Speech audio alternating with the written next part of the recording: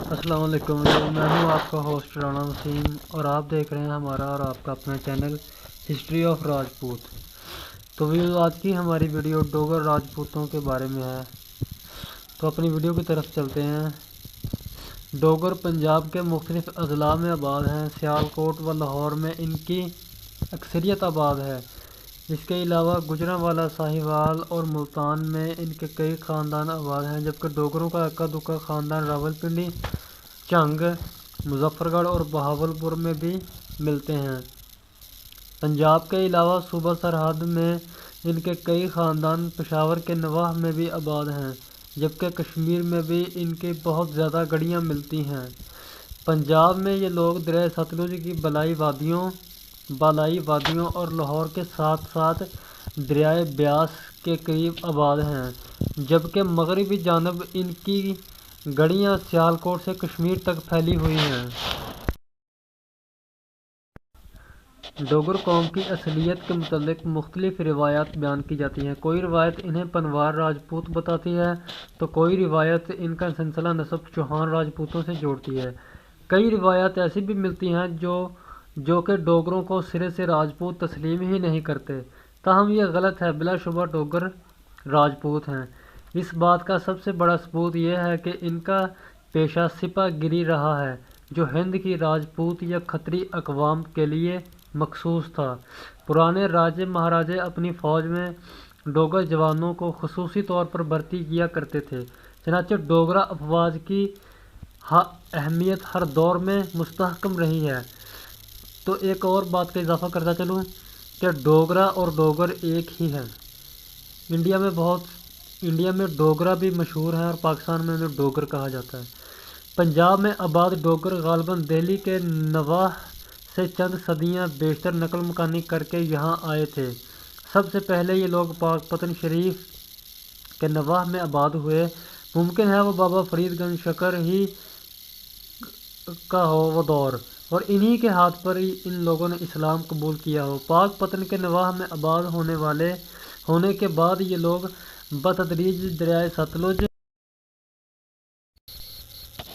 کے ساتھ ساتھ آباد ہوتے گئے۔ فیروز پور ہندوستان کے ڈوگروں کے متعلق روایت ہے کہ وہ بہلول کے دادا ماہو نامی کی اولاد ہیں۔ بہلول ڈوگروں کے جد امجد کے 3 بیٹے تھے، جن کے نام بمبو، لنگڑ اور سمو تھے۔ فیروز پور ہندوستان کے ڈوگر اور ڈوگروں کی ایک شاخ ملان والا بمبو کی اولاد ہیں۔ کھائی شاخ کے ڈوگر لنگڑ کی اولاد ہیں، جبکہ قصور اور اس کے نواح میں آباد ڈوگر خاندان سمو کی اولاد ہیں۔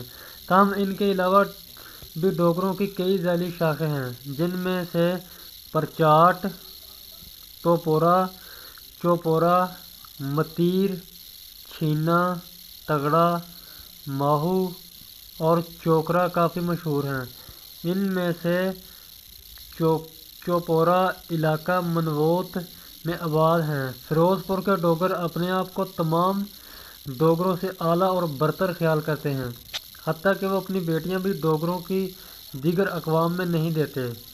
ڈوگر جوان بہت خوبصورت، لمبے تگڑے مشہور ہیں۔ ان لوگوں نے ہمیشہ آزادانہ زندگی بسر کی ہے اور عموماً پیشہ کاشتکاری سے دور رہے ہیں۔ مال مویشی پالنا یا غلہ بانی ان کا محبوب مشغلہ رہا ہے اور ماضی میں زیادہ تر خانہ بدوش رہے ہیں۔ مال مویشی اور بھینسیں پالنے کی بنا پر کئی روایات انہیں گوجر قوم کی ایک شاخ بھی بتاتے ہیں۔ ملازمت کے سلسلے میں ان لوگوں نے ہمیشہ پیشہ سپہ گیری کو ترجیح دی ہے اور بے حد جنگجو اور بہادر مشہور رہے ہیں۔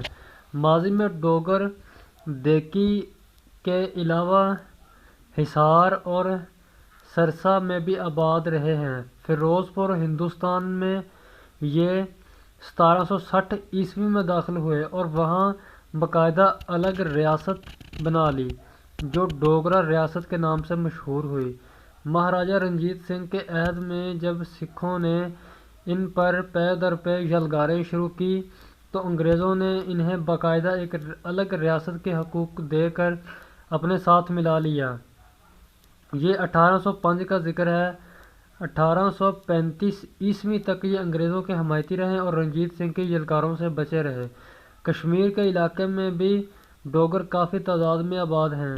پنجاب کے آباد کار تمام ڈوگر مسلمان ہیں، جبکہ کشمیر و جموں کے ڈوگروں میں مسلم و غیر مسلم دونوں قسم کے ڈوگر ملتے ہیں۔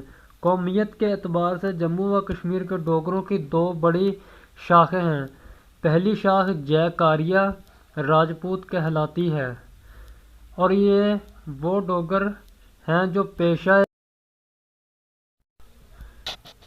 پیشہ کاشتکاری کو اختیار کرنے میں اپنی توہین سمجھتے ہیں اور ہل کو ہاتھ تک نہیں لگاتے۔ دوسری شاخ سلامیہ ڈوگر راجپوتوں کی ہے جو عموماً پیشہ کاشتکاری سے وابستہ رہے ہیں۔ ان دونوں کا اگرچہ حسب و نسب ایک ہی ہے، تاہم جے کاریا راجپوت اپنے آپ کو سلامیہ راجپوتوں سے افضل تصور کرتے ہیں۔